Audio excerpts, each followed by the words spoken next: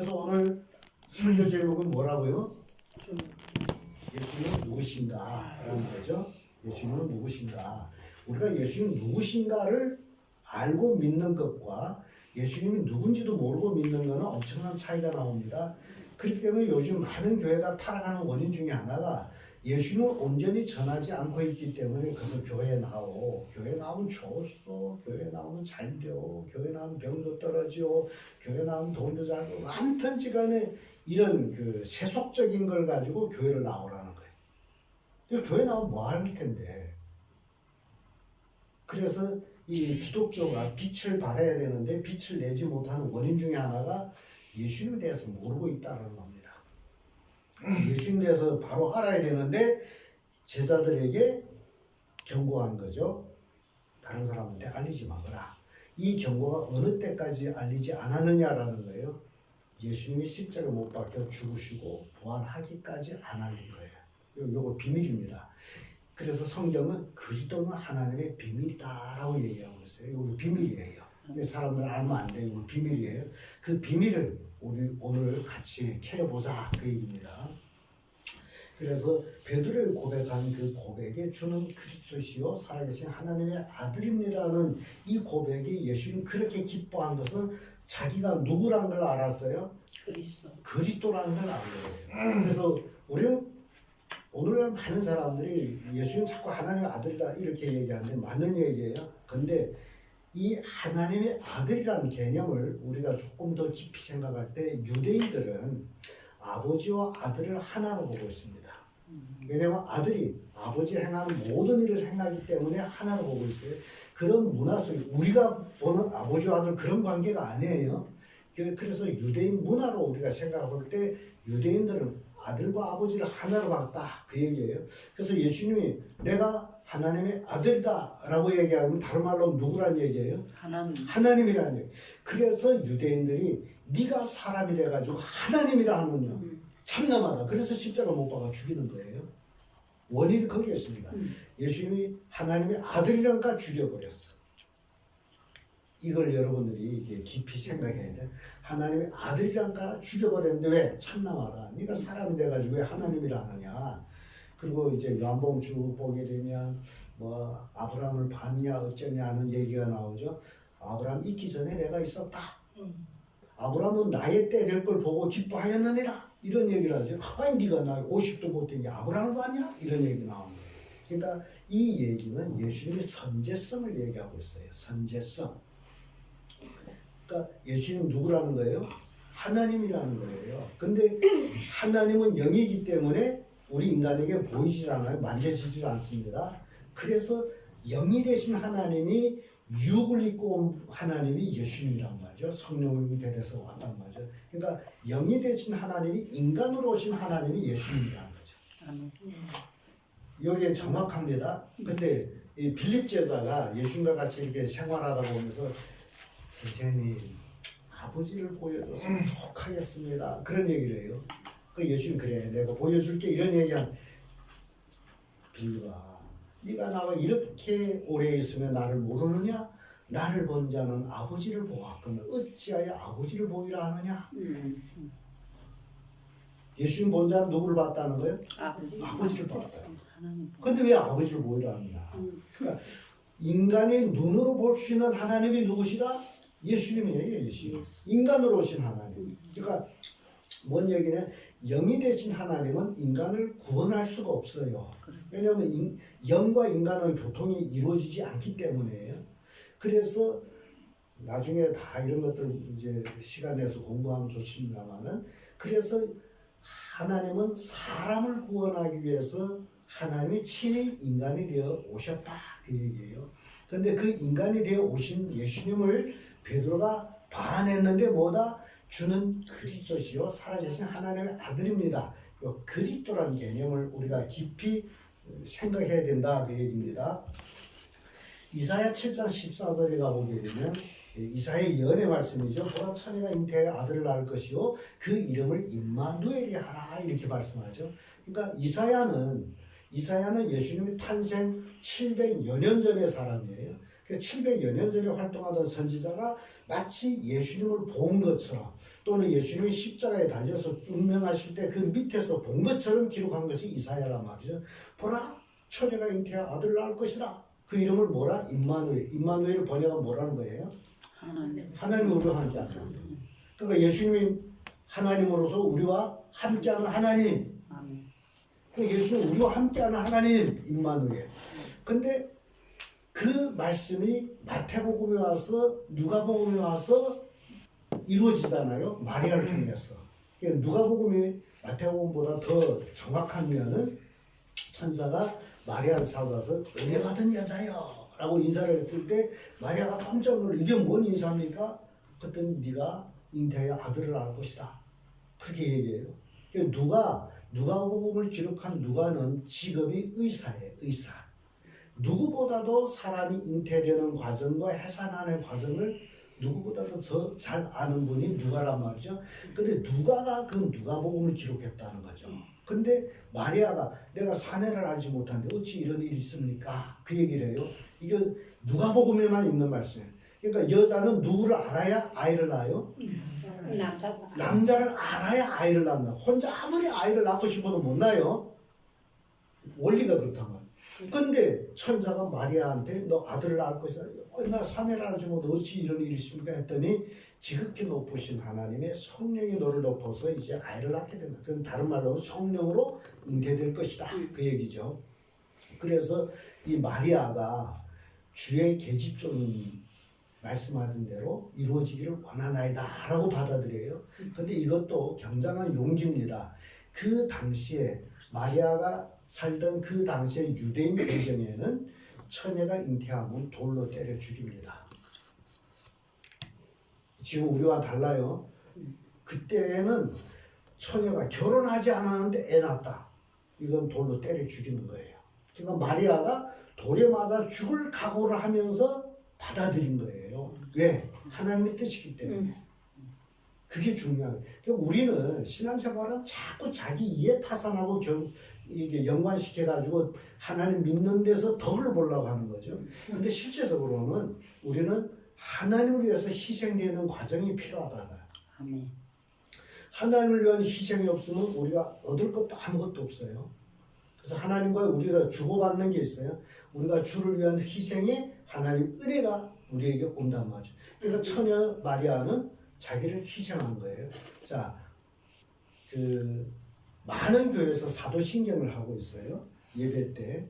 우리는 안 하지만은 그 사도신경에 보게 되면 꼭 동정녀 마리아에게서 나시고라는 말을 해요.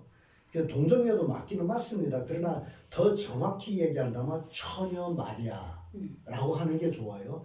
근데 왜 사도신경은 동정녀를 밝히고 있느냐? 원인은 카톨릭에서 만든 것이 사도신경이잖아요.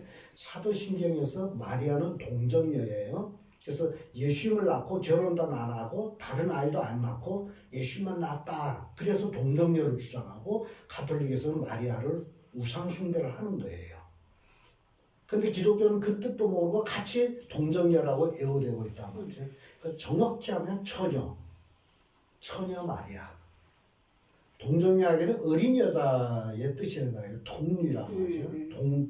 동녀라는 그래서 동정녀가 맞지 않고 처녀가 맞아요. 근데 카톨릭에서 동정녀를 주장하는 것은 마리아는 예수님만 낳고 요셉과 결혼도 안 하고 그 성경에 예수님 동생들 있잖아요. 카톨릭에서는 예수님 사촌들이라 그래. 웃기는 소리 이게 카톨릭 소리가 나오는데 그래서 이 처녀 마리아가 아이를 낳는데 누구를 낳았다? 임마누엘. 마태복음에서 네가 아들을 낳을 때 이름 뭐라 그러죠? 예수라라. 그 예수라는 이름이 구원이라는 거예요. 구원. 그러면 우리는 창세기에서 보면서 창세기 1장 보면 태초에 하나님이 천지를 창조하신 데 이렇게 나와요.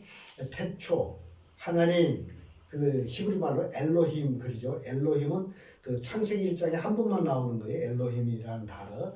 또 하나님이 천지를 창조하심이라 히브리 말로 바라라는 단어인데 이 성경 전체에 한 번만 등장한 단어예요.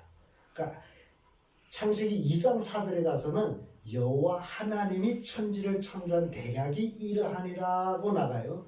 그래서 1장에서는 엘로힘으로 나오다가 2장에 가서 여호와 하나님으로 나와요. 이게 다른 뜻을 가지고 있습니다. 엘로힘은 창조의 하나님, 여호와는 구원의 하나님, 이렇게 그 성격이 달라져요. 그래서 하나님의 이름이 엘로힘으로 됐다가 여호와로 됐다가 창세기 보게 되면 여호와 니시, 여호와 엘 게물레트, 여호와 라파, 여호와 샬롬, 여호와 이레 등등 이름이 이렇게 많이 나와요. 하나님 이름이 나와요. 그 이름들이 다 신약 성경에 와서 예수님을 통해서 그 이름들이 다 풀어지는 거예요. 여호와 니시아에 대한 십자가로 승리하셨느니라. 예수님 라파 치료한 하나님이잖아요. 나는 너희를 치료한 하나님이다 하게 되면 예수님 앞에 수없이 많은 병자들이 와서 다 치료받았어요. 소경도 눈 떴어요. 안주망이도 일어났어요. 그래서 구약에 나오는 하나님의 이름이 예수님 이름 속에서, 예수님 신약성의 사역 속에서 그 이름이 다 이루어져 가는 것을 우리가 볼 수 있다. 그래서 우리가 정확히 더 알아야 될 것은 이스라엘 백성과 우리 차이점이 있습니다. 우리는 이스라엘 백성들에게는 이방인이에요. 성경도 없고 율법도 없고 선지자도 없는 이방인이고, 유대인들은 율법이 있고 선지자가 있어요. 그래서 구약의 이스라엘 백성들이 대망하는 게 있어요. 누구를 대망하느냐? 메시아. 그래서 그리스도라는 것은 헬라 말로 그리스도고 히브리 말로는 메시아예요. 그러니까 우리가 이 그리스도란 말을 다시 히브리 말로 한다면 주는 메시아시오, 이렇게 하면 구약 성경하고 더 잘 연관이 되는 거죠. 그러니까 구약 사람들은, 구약 시대 이스라엘 백성들 쭉 하나님이 모세와 같이 다윗과 같이 이런 메시아를 보내주기를 기다렸어. 그게 어느 때까지인가? 신약 마태복음 때까지 메시아가 오기를 기다렸어요. 유대인들은 지금도 메시아 오기를 기다려요. 그래서 유대인들이 바라는 메시아는 정치적인 메시아, 막강한 힘을 가지고 유대를 독립시켜가지고 다윗 왕처럼 솔로몬 왕처럼 제국을 형성하는 그런 나라를 유대인들은 지금도 바라보고 있다, 그 얘기예요. 그래서 그들은 메시아 사상으로 수천 년을 내려온 것이 유대인의 문화입니다. 그런데 우리 기독교는 그 메시아가 예수님이다라고 우리는 믿고 있는 거란 말이죠. 베드로가 주는 그리스도시요, 살아계신 하나님. 그러니까 이거 유대인들은 예수님 그리스도를 안 믿어요. 유대인들은 예수님을 메시아로 안 믿습니다. 그들이 얘기는 메시아가 왔습니다. 왔는데 헤롯 왕 당시에 메시아가 베들레헴에서 태어났는데 헤롯 왕 당시에 2살 아래 나마를 다 죽일 때에 죽었습니다. 유대인들은 그 역사적인 사건을 인정해요. 메시아가 나긴 났는데 죽었습니다. 그런데 문제는 예수님이 베들레헴에 있다가 천사의 지시를 받아가지고 어디를 피신하죠? 일본에. 애굽을 가요. 애굽이라면 애굽인데 한국에 땡겨가. 한국인 받으면 재밌어. 그잖아, 누가 그래. 예수님 한국에 태어났다고. 애굽을 갔어요. 예. 애굽에 가서 헤롯 왕이 죽을 때까지 거기 있다가 죽고 난 후에 하나님이 다시 요셉 현명해가지고 너 돌아가거라. 돌아서 베들레헴을 가려고 했더니 헤롯의 아들 아칼레오가 왕을 이어받았어. 그래서 두려워가지고 어딜 가요? 저 위에 베들레헴이 여기라 하게 되면 쭉 이스라엘 끝에 이 나사렛라는 거기 가서 살아요. 그래서 누가 보면은 예수님 12살 때 뭐죠 이런 게 쭉 나오죠. 예수님이 나사렛에 산단 말이야. 근데 성경 전체에 나사렛에서 선지자가 나올 것이다라는 예언이 없습니다. 없어요. 근데 예수님이 어디에 있었다고요? 나사렛에서 살았잖아요. 12살 때부터 아버지 따라다니며 목수일도 하고 예수님 목수였단 말이죠. 그래서 내가 굉장히 행복한 것은 나도 목수였어. 그래서 예수님 목수일을 하셨어요. 30세까지. 12살 때부터 예수님에 대한 기록이 나오면서 30세까지 왜 12살이 기록되느냐, 이것도 알아야 돼요. 유대인들은 12살이면 성인 의식을 합니다. 그때부터 성인이야. 이해가 되죠? 우리는 18살 내야 성인이라는 게 유대인들 12살이면 성인이에요. 근데 저는 그게 옳다라고 보는 게 이 12살에 성인 의식한 다음에 자기 은행에 자기가 책임지는 거예요. 근데 우리는 성인 의식이 18살이 가다 보니 18살 되기까지 범죄한 것을 소녀범죄로 경망의 처리해요. 이게 문제예요. 유대인들은 그게 아니에요. 12살이면 딱 성인 의식이에요. 이제는 성인 똑같아. 옛날에 우리 옛날에 그 머리 따고 있을 때 어린 나이도 꼬마 서방이 장가가게 된 양태를 잘라버렸잖아요. 그 서방 못 가게 된 이렇게 있고 그런 것처럼 유대인들 12살이면 성인의식을 하는데 저 미국에서 신학 공부하던 박영철 교수님이 있었어요. 침해신학교 대학교에서 설교와 같이 목사님이었는데 이분이 그 미국에서 공부하면서 그 유대인 친구를 만났어요. 친구를 만났는데 아주 관계가 좋았어요. 야, 나 좀 너희들이 그 토요일 날 예배 참가하면 안 돼. 안식일 예배 참가하면 안 되냐. 늘 신청해가지고 어느 날 잡아가지고 안식일 예배를 가게 됐어요. 그래서 친구가 그 박영철 교수님한테 안식일 날에는 아무 음식도 못 먹을까 아침 든든히 먹고 와. 그래서 아침 든든히 먹고 갔는데 이 유대인 회당은 골상이 없어요. 앞에 나무 강대상이 있고 걸상 없어. 다 서서 합니다. 우리 기독교가 타락이 나는 걸상부터라고 생각해요. 에이, 하나님 앞에 예배한다니까 만지게 걸상에 다 앉아가지고 말이죠. 유대인도 서서 해요. 서서 예배하는데 그날 마침 성인 의식을 했어. 그래서 12살짜리 아이가 나와서 성인 의식하는데 성인 의식이라는 게 별게 아니고 어른들과 같이 예배하는 거예요. 유대인들은 12살이 되게 되면 토라, 모세오경을 달달달달 외웁니다. 외워요. 대단하죠. 그래서 이 앞에서 우리 아까 교독한 것은 한 절 한 절 이렇게 교독하는데 이 성인의식하는 애가 12살짜리 애가 한 구절 읽으면 유대인들 뒤에서 합창 따라하고 이렇게 온 하루 밥도 안 먹고 온 하루 서서 이게 유대인 예배. 우리 기독교 예배 1시간 조금만 늦어도 막 손목시계 보고 난리치는데 이게 신앙심이 이게 완전히 유대인과 틀립니다. 온 하루 예배하는데 이 박영철 교수님이 그 유대인 예배에 참석했는데 놀라운 것은 그 성인 의식을 하는 애가 유대인이 아니고 유대인이 한국 애를 입양시켜가지고 키운 애야. 거기서 놀란 거예요. 그러니까 12살짜리 유대인이 아니고 유대인이 아니고 한국 애인데 한국 혈통인데 유대인 부부가 얘를 입양했단 말이죠. 입양해서 12살짜리 키웠는데 뭘 한다? 성인의식 한데 모세오경을 달달달달 외운다. 그러니까 대단하지. 그러니 우리 기독교인 도대체 이게 뭐냐 말이에요. 손주한테 성경 구절 하나도 못 외우게 시키고 심각하지 않습니까? 우리 기독교 신앙이 잘못된 게 한두 가지 아니에요. 너무나 형식적으로서 종교인이 돼버렸어. 신앙인이 돼야 되는데 형식적이 돼버렸다. 그래서 그 아이가 한국 혈통이라는 걸 알고 이 박영철 교수님이 놀란 거예요. 유대인들이 똑똑한 게 아니고 그들이 교육 체계가 좋구나. 그걸 깨달은 교육이. 그래서 유대인 교육은 어떻게 이루어지느냐. 청춘 남녀가 연애하다가 결혼하잖아요. 그 유대인 결혼하고 우리 민족의 결혼이 거의 비슷합니다. 먼저 약혼해요. 그리고 결혼 날짜를 받아요. 그래서 열처녀 비유가 바로 그 얘기예요. 정혼하고 그 다음에 결혼식 한단 말이죠. 그러니까 처녀가 일단 남자와 정혼이 되게 되면 그때부터 자기 집에서 일을 안 합니다. 부모들 일을 안 시켜요. 그때부터 신부단장을 하고 있어요. 근데 문제는 정혼을 했는데 신랑 우리는 뭐 정혼하고 잔치날을 뭐 안 믿는 사람 뭐 한 데 가서 이제 잔치날 받아오고 그러지만은 유대는 잔치날이 없어요. 정혼하면 그때부터 결혼이야. 정혼하면 근데 신랑이 신부 데리러 오는 거는 신랑 마음이에요. 언제 데리러 갈지. 정해놓지. 예. 그 날짜가 신부 집에서는 신랑이 신부 데리러 언제 오는지 몰라요.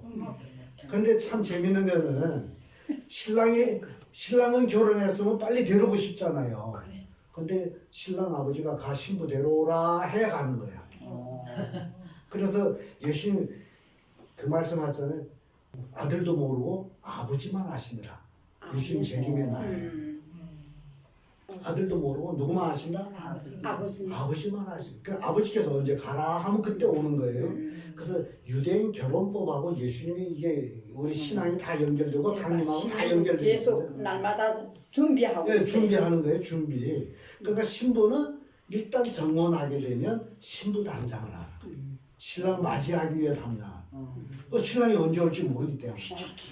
근데 신랑과 정혼하고도 동네집 나그네하고 막 연애하고 그러다가 신랑 오면 어떻게 해요? 신부 단장도 안 하고 신랑이 왔는데 옷 되는 대로 그 신랑 왔다 달려가게 되면 신랑이 받아주겠어요? 그래서 그 받아주지 않는 것을 열천에 비유해서 나옵니다. 기름과 등잔 준비하는 거. 그러니까 신랑이 더디 온다 그러죠? 준비하고 있는데 언제 오는지 몰라서 하다 보니 등만 준비한 건 등에 기름이 다 없어져서 이제 슬기 있는 여자들한테 야 너희들 좀 그 기름 나한테 좀 줘. 그때 슬기 있는 여자가 왜 슬기 너와 내가 쓰기에 다 부족할까 하나니 차라리 파는 자들한테 가서 사거라. 아까 살라 갔더니 신랑 와서 문이 닫혀버렸어. 끝나. 문 열어주세요 했더니 나 너는 누군지 모른다 하잖아. 그러니까 우리는 늘 준비해. 기름을 준비. 기름 말씀 준비해야죠. 믿음도 준비해주면 말씀을 준비해서 신랑 오기를 기다려야 된단 말이죠. 근데 이것이 어디서 나오느냐? 이스라엘 백성이 광야 40년에서 광야 생활에서 매일같이 만나를 주었어요. 그래서 매일같이 만나를 주었는데 어찌다가 하나님께서 만나를 준다고 떡을 준다고 하니 첫날에 확 나가서 그 광야 얼마나 넓습니까? 그래서 저는 그렇게 생각해요. 이 만나를 줍는 것도 한 곳에 모르락이 쌀 한 마디씩 이렇게 있는 게 아니고 버섯 캐듯이 띄엄띄엄 이렇게 있은 것 같아요. 그래서 이른 아침에 나가서 다 쏟아져 다니면서 주워야 돼. 버섯처럼 이렇게 솟아오르기 때문에. 그래서 어떤 사람은 많이 캐고 어떤 사람은 적게 캐고. 그래서 많이 캤더니 해발 갔더니 어떻게 됐어요? 나머지는 변해버리고 못 먹게 버리게 됐죠. 그래서 거기에 기록은 많이 거둔 자도 남은 게 없고 적게 거둔 자도 부족함이 없더라. 이게 그 시대예요. 근데 꼭 안식일 전날 토요일 날이 안식일이랑 금요일 날이게 된 모세를 통해서 이틀치 만나를 거더라고요. 안식일 날은 만나가 안 내려오므로 이틀치 거더라. 근데 그 말을 믿는 사람은 나가서 열심히 하루치 걷는 것도 힘든데 이틀치를 걷는다면 더 힘들잖아요. 그래 열심히 이틀치를 거둔 사람이 있고 말씀 믿지 않는 사람 뭐 날마다 내려오는 만난데 하고 고날 것만 걷었는데 안식일날에 만나 내려왔다 안 내려왔다? 안 내려온 그 사람들은 어떻게 됐어요? 안식일에 굶은 거예요. 이게 뭘 얘기하느냐? 바로 지금 이 마지막 시대에 이틀치 만나를 거둘 때라는 거죠. 우리는 열심히 성경 읽어야 되고 열심히 말씀 외우기도 해야 되고 열심히 기도해야 되고 열심히 예배해야 되고 왜냐면 예수님 재림이 곧 다가오고 있고 지금 교회 핍박이 심해가지고 목사들이 설교가 많이 변질돼 갑니다. 참된 복음을 설교 못해요. 못하게 해요. 그러면 그 참된 복음을 듣지 못한 영혼은 어떻게 되는 거예요? 죽어가. 메말라 죽어가는 거예요. 신앙에 힘이 없는 거죠. 그래서 세속화되는 거죠. 믿는 사람인지 안 믿는 사람인지 똑같은 삶을 사는 거예요. 그래서 단지 자기가 믿는다라고 교회 가서 예배하는 종교 생활로 자기가 믿는다라고 착각하고 있는 거예요. 이게 문제라는 거죠. 우리는 착각 속에 살면 안 돼요. 우리는 정말 지혜로운 슬기로운 다섯 처녀처럼 기름과 등을 준비하고 말씀을 준비하고 신랑이 오심을 기다리기 위해서 우리는 신부단장해야 되는데 이 신부단장 하는데 어디서 나오느냐? 에스더 성경 가보면 신부단장에 대해 나옵니다. 에스더가 왕후로 간택된 다음에 1년 동안 신부단장해. 예법을 배워, 왕궁의 예법을 배워요. 모든 걸 배워, 뭐 향풍 쓰고 거룩하게 하고 깨끗하게 왕한테 나가게 해서 자기 몸을 1년 동안 깨끗하게 하는 거예요. 그리고 왕한테 나가는 거예요. 이게 신부단장이에요. 그래서 우리가 예수님 오시기까지 우리도 신부단장을 해야 돼요. 그 신부단장을 계시록 17장에 와서 말씀드려요. 성도들이 깨끗한 세마포를 입는데 이 세마포는 성도들의 옳은 행실이다 라고 얘기해요. 우리는 깨끗한 세마포, 이게 신부단장이에요. 옳은 행실, 참된 믿음의 삶, 그게 옳은 삶이었어요.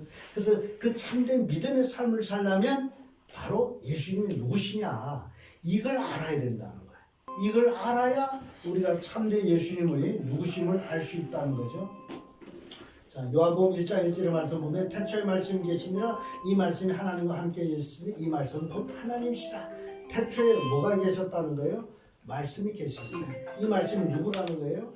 하나님인데 근데 이 말씀이 육신이 됐다는 거죠. 14절이네요. 요한복음 1장 14절에 말씀이 육신인데 우리 가운데 가하며 우리가 그 영광을 보니 아버지의 독생자의 영광을 우리와 지혜가 충만하더라.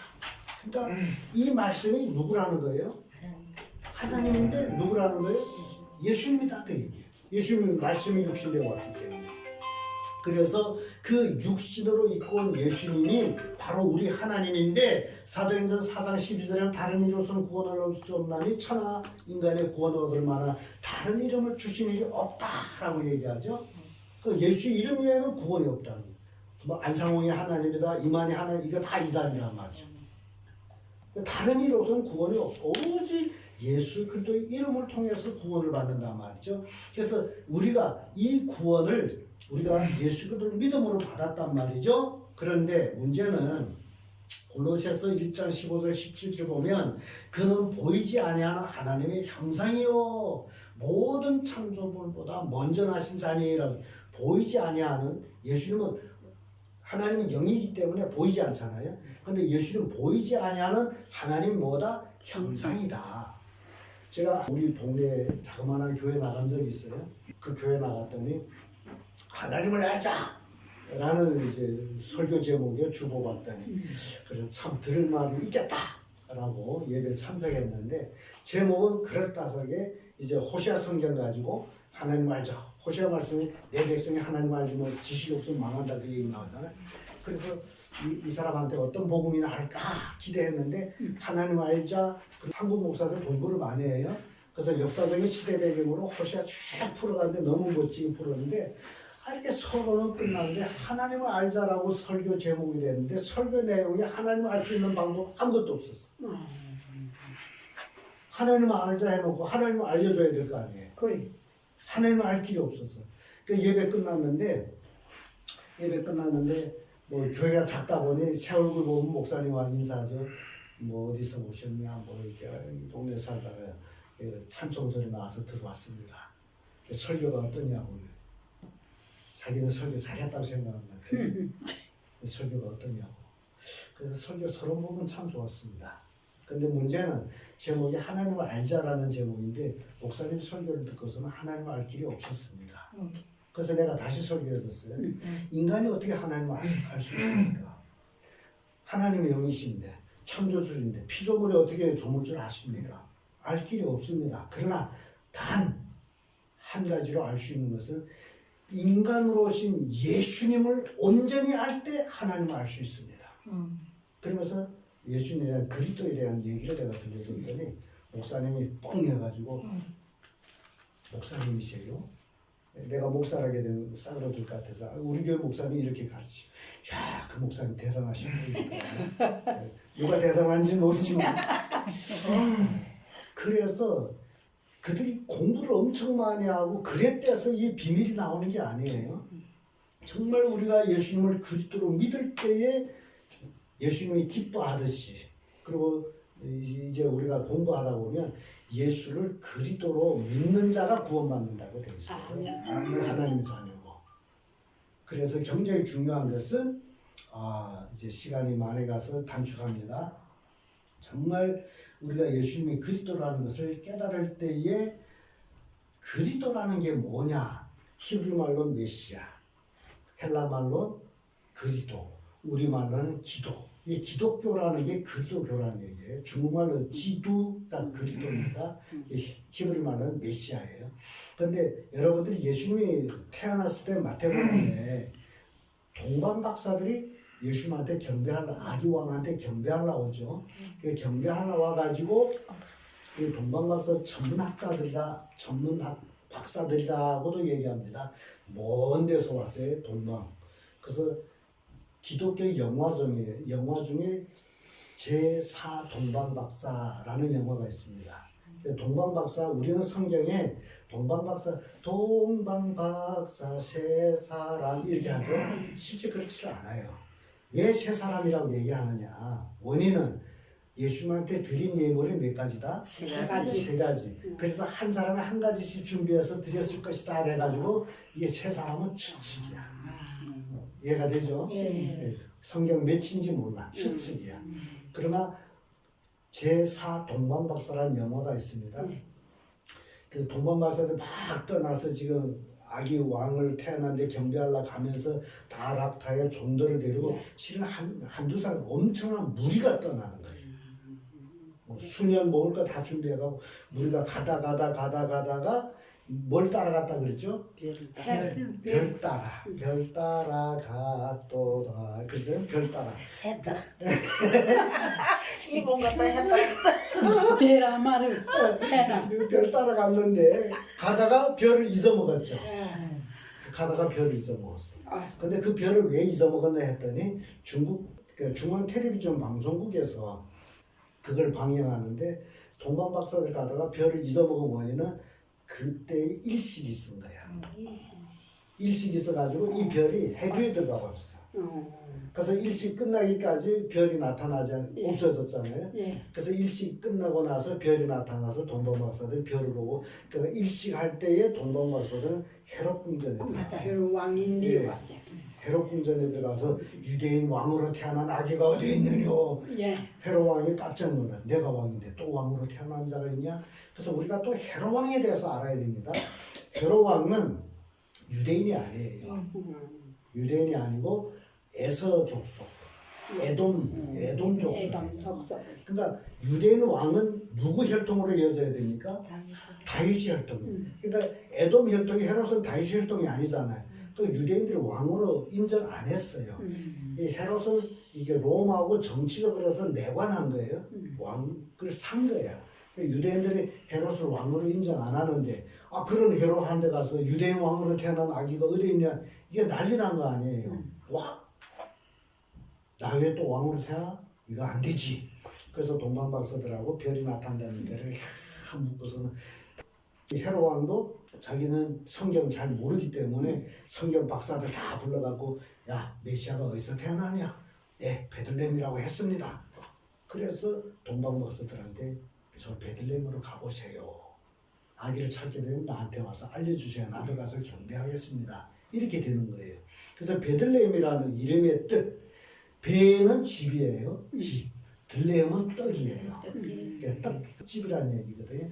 그래서 예수님은 요한복음 6장에 보면 나는 하늘에서 내려온 산떡이다 라고 얘기해요. 그 하늘에서 내려온 산떡이에요. 떡은 사람 먹어야 되죠. 먹으라고 하지. 그러니까 예수님 마지막 만찬에서 떡을 가지고 내 살이니 포도주가 내 피는 먹으라 그러죠. 그러니까 떡집에서 떡이 태어났어요. 떡집에서 떡이 태어나서 어디에 놓였어요? 구유에 놓였어. 그러니까 구유는 뭐 하는 거예요? 육축들을 먹는 그릇이다. 사람 먹는 그릇이다. 그릇에 누였다는 것은 먹어라 그 얘기. 강보에 쌓여 구에 누인 아기 이게 표적이라는 거예요. 이게 무슨 표적이냐?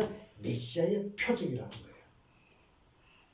구유에 강보에 쌓이는 이게 표적이 이게 이 아기가 메시아다라는 표적이고 그래서 누가 보면 목자들이 달려와 가지고 천사가 전해준 대로 그대로 이루어지잖아요.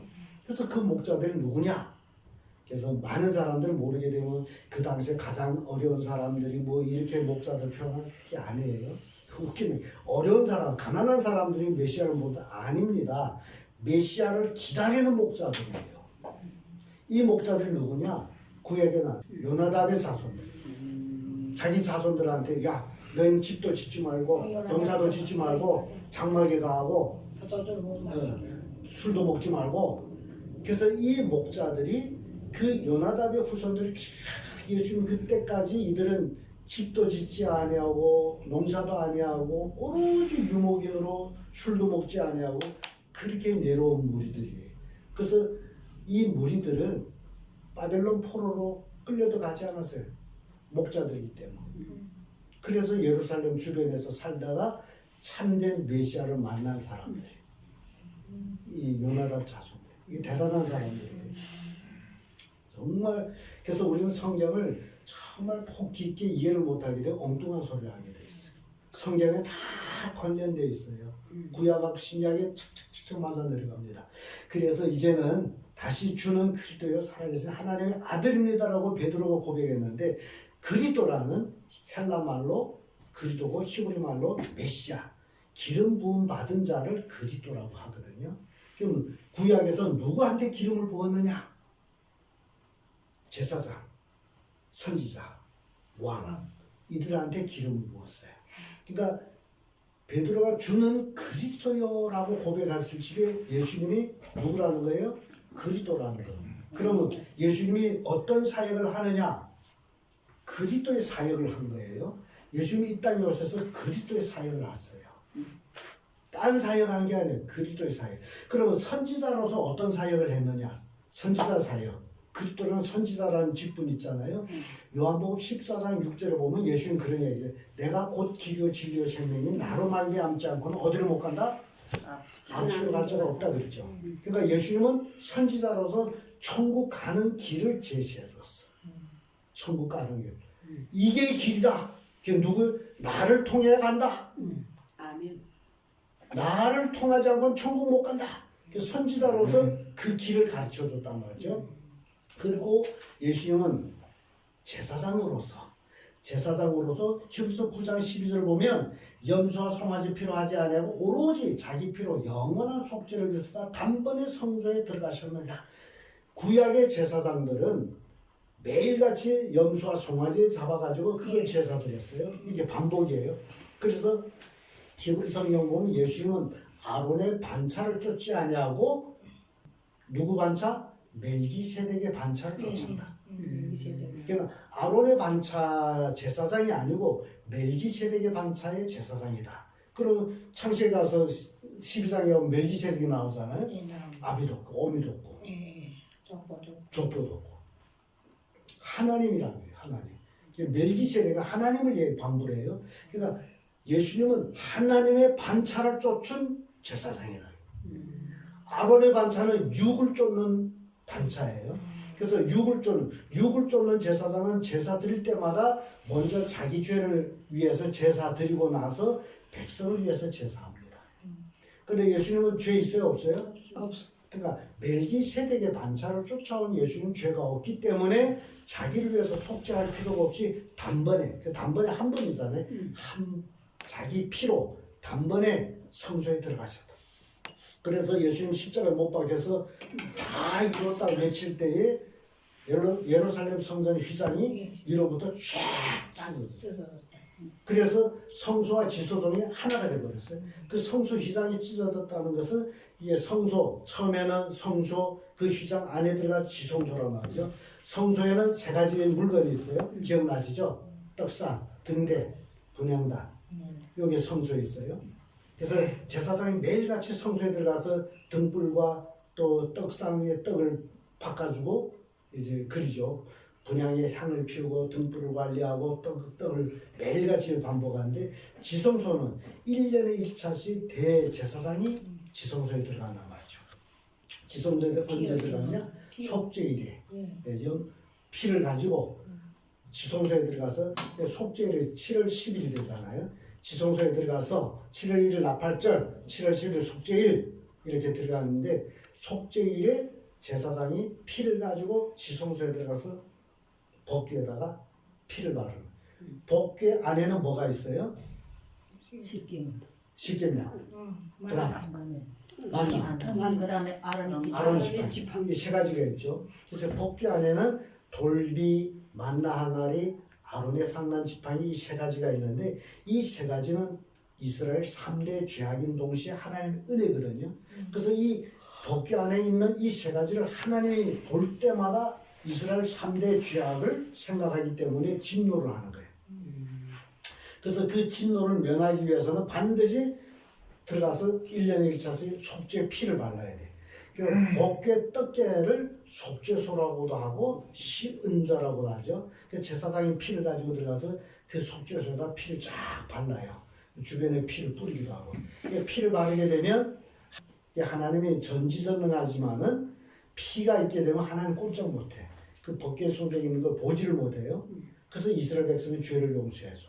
그래서 이 제사장이 지성소에 들어가서 제사 드릴 때 딸랑방울이 에봇을 입은데 이제 성료 가지와 딸랑방울이 금 방울이 있어 딸랑딸랑 움직일 때마다 소리나 백성들이 바깥에서 시원히 그 방울 소리만 듣고 있단 말이죠. 왜냐면 방울 소리 안 나면 죽은 거예요. 제사 잘못들이 죽었단 말이지. 그러면 제사장이 들어갈 때 허리에다 끈을 메고 들어가가지고 방울 소리 안 나면 바깥에서 끈을 쥐고 다니면 시신이 나와. 그 제사장이 피를 바르고 탁 나오게 되면 백성들이 그때 환호를 외칩니다. 와! 우리 죄가 속죄받았다. 한 해 죄 모두 그래서 새로운 삶이 되는 거예요. 근데 예수님이 이 히브리서 9장 12절을 자기 피를 가지고 성소에 들어갔다 그 얘기예요. 그러니까 예수님 피로 우리 죄를 덮었다 그 얘기예요. 그러니까 예수님은 골고다에서 골고다 언덕에서 십자가 못 박혔잖아요. 그래서 그 골고다를 쫙 나한테로 끌어오는 거예요.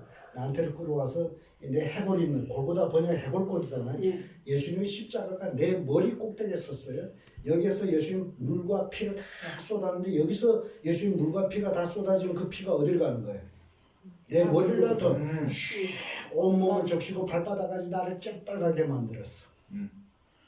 예수님 보혈이 나를 쬐빨갛게 만들었어. 그러니까 이 법궤 속에 있는 그 죄가 제사장이 송아지 피를 가지고 들어가 덮어서 이스라엘 백성이 속죄 받듯이 예수님 보혈이 나를 쬐빨갛게 물들임으로 이제 하나님이 내 죄를 본다 못 본다? 못 보는 거예요. 그래서 로마서에 칭의 우리는 의롭지 못합니다. 예수의 보혈로 우리는 의롭다 칭함을 받은 거예요. 그래서 하나님은 예수님 보혈을 볼 때마다 우리 죄를 기억지 못해. 그렇기 때문에 천국 가서 천국이 되는 거는 하나님 우리 죄를 안다 모른다? 몰라. 하나님 내 죄를 모르니까 천국이지. 인간 세상은 사람 누가 뭐 어쩌고 저쩌고 다 알고 있잖아요. 그러니까 죄 짓게 되면 자기 죄 때문에 사람 앞에 당당히 나서지도 못합니다. 부끄러워서. 근데 우리는 하나님 앞에 가서 부끄러움이 있다 없다? 싹 죄가 없어졌어. 하나님이 기억지를 않아요. 그래서 시편 보면 동이 서감은 것처럼 우리 죄를 멀리 옮기셨도다. 동서가 얼마 먼지 아시죠? 끝 없습니다. 끝이 없어요. 그렇게 멀리 던져버렸어. 우리 죄가 있다 없다? 없는 거예요. 그러니까 예수님은 그리스도로서 제사장 직분으로 자기 피로 우리 죄를 단번에 속죄했어. 그 다음에 예수님은 그리스도로서 왕의직을 행하잖아요.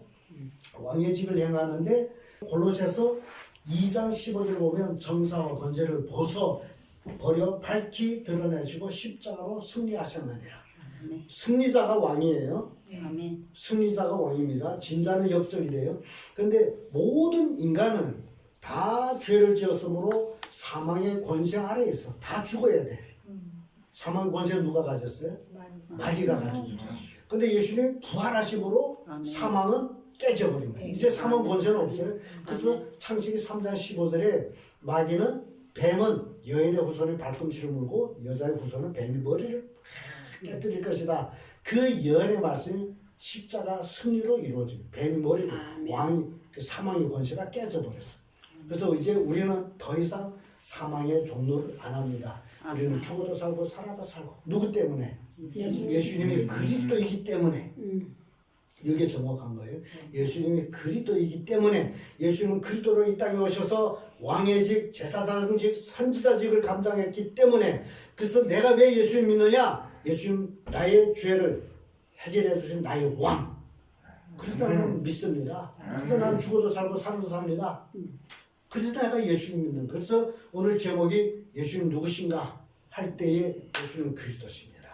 그는 나에게 천국 가는 길을 제시해줬고 나의 죄를 짊어지고 성소에 들어갔고 내가 죽어서 지옥 갈 수밖에 없는 그 사망의 권세를 깨뜨리고 나에게 영생을 주신 분. 그렇기 때문에 나는 예수님 믿습니다. 예수님은 이런 분이십니다. 그래서 여러분들이 어디 가든지 예수님에 대해서 이렇게 전해주면 그건 참된 복음이다. 아멘. 우리는 이런 복음을 가지고 살아가는 자입니다. 아멘. 그래서 어떤 어려움과 역경과 고난을 받는다 할지라도 예수를 믿음으로 하나님의 자녀된 기쁨으로 우리는 죽어도 살잖아요. 죽음으로 끝나는 게 아니잖아요. 아멘. 그래서 당당하게 담대하게 돈 몇 푼 없는 거 갖고 우거지 될 필요가 없습니다. 왜냐하면 하나님은 우리의 필요를 다 알고 계세요. 그래서 너희는 무엇을 먹을까, 무엇을 입을까, 무엇을 마실까 염려하라 하지 말라. 하지 말라. 이건 누가 하는 것이다? 이방인들이. 그러니까 내가 먹고 입고 사는 문제를 고민할 때 난 누구라는 거예요? 이방인은 누구라는 거예요? 믿지 않는 자라는 거예요. 주야 주야 하면서 그걸 갖고 고민하면 안 믿는 자라는 거예요. 이것이 너에게 있을 것을 아버지께서 아시느니라. 그러면서 우리에게 덧붙인 얘기 있어요. 너희는 먼저 그의 나라와 그 의를 구하라. 그리하면 이 모든 것을 먹고 입고 마시는 것을 더하시리라. 더한다라는 얘기 영어로 보너스예요. 본래 요만히 있는 거 이만큼 더 준다는 거예요. 아멘. 아멘. 그래서 이런 믿음으로 좀 당당하게 멋지게 사는 여러분들이 되시기를 예수님 이름으로 축복합니다. 아멘. 기도하겠습니다. 좋으신 아버지 감사합니다. 오늘도 거룩한 주일 예배를 하여 주시고 하나님의 귀한 자녀들 주의 전에 불러주셔서 함께 예배할 수 있도록 축복해 주심을 감사합니다. 아버지 하나님 주신 말씀으로 예수님 누구시냐에 대해서 우리가 살펴봤는데 참으로 예수님은 그리스도요 살아계신 하나님의 아들이요 왕이요 제사장이요 선지자이심을 깨우쳐 주심을 감사합니다. 이 복음을 굳게 믿고 변함없이 예수님 저공 중 강림하실 때까지 신부단장 잘하며 승리하도록 복의 복을 다해 주시기를 예수 그리스도 이름으로 감사하며 기도합니다. 아멘. 아멘.